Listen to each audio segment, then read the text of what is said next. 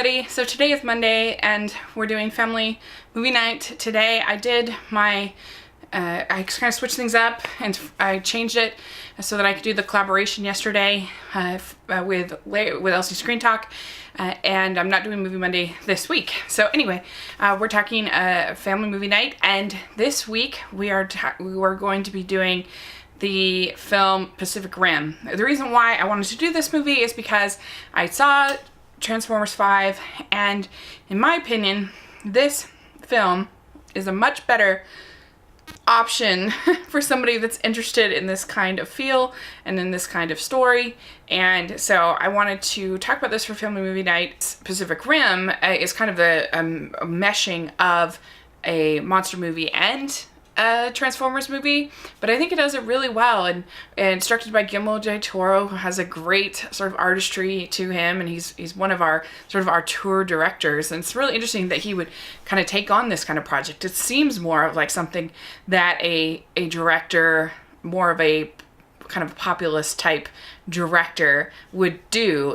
Not Michael Bay, he would never do something like this, but someone like that, I think. Someone that I don't know, is just less of an auteur than Gilmore. But anyway, so he did it, and when I first saw it, I thought it dragged a little bit, but I didn't feel that way on this watch. I don't know if I was just comparing it to Transformers 5 or what, but I was really entertained watching this movie. It's very creative and very fun, and I really liked the characters, and I liked the story, and to me it clipped on quite well. So there you go. You don't always have the same opinion when you watch a film. The story of this movie is they have these kaiju monsters like Godzilla and these things that are coming out of the sea and like killing everybody. And so they have to come up with a way to stop these kaiju, and so they build these Jaeger robots that look a lot like Transformers. Jaeger robots are operated through this device called drifting, where two people are operating the robots, and they actually are connected neurally,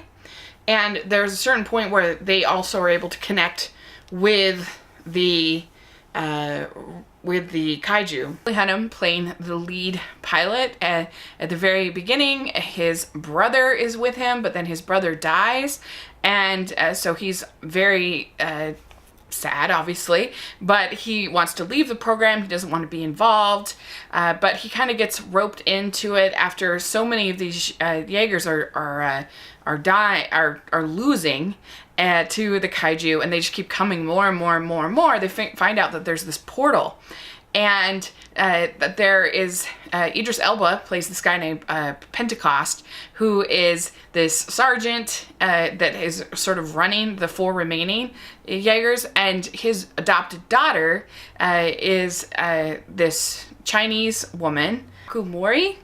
And I really liked her character a lot.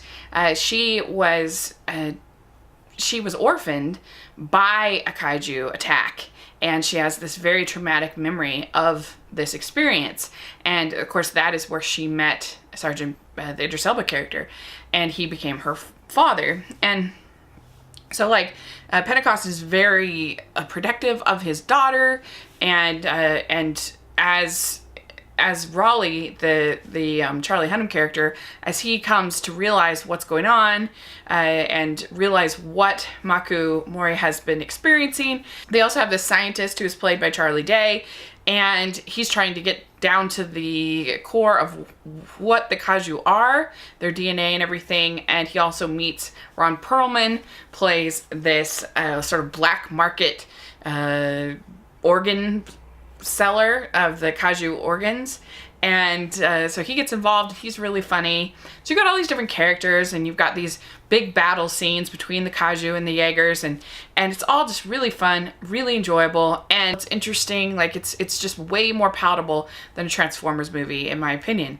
And you actually have some heart to it with the relationship between the Pentecost character, between Idris Elba's and the Mako Mori character.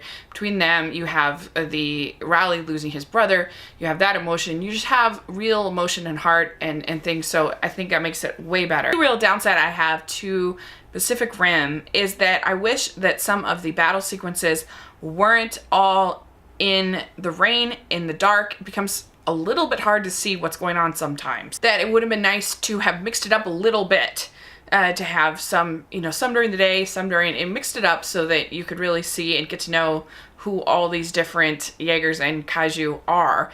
And because they all have names, we're supposed to know them, we're supposed to know, oh, who's what and what's going on. And you really don't.